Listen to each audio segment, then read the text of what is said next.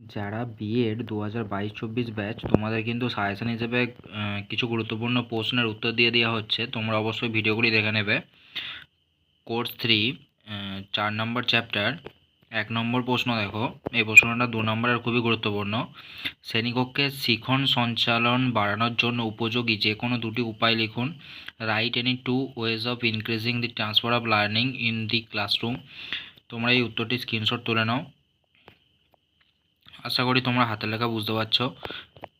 2 নম্বর প্রশ্ন দেখো, উলম্ব সঞ্চালন কাকে বলে? What is vertical transfer? অথবা শিখনের উলম্ব সঞ্চালনের একটি উদাহরণ দিন। Give an example of vertical transfer of learning. 1 নম্বর 2 নম্বর প্রশ্নের মধ্যে যে কোনো একটি কিন্তু আসতে পারে এবারে 2 নম্বরের। তোমরা একটা স্ক্রিনশট তুলে নাও।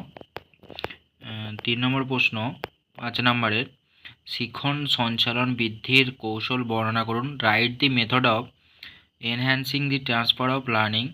এই প্রশ্নটা 5 নম্বরের খুবই গুরুত্বপূর্ণ এই অধ্যায় থেকে।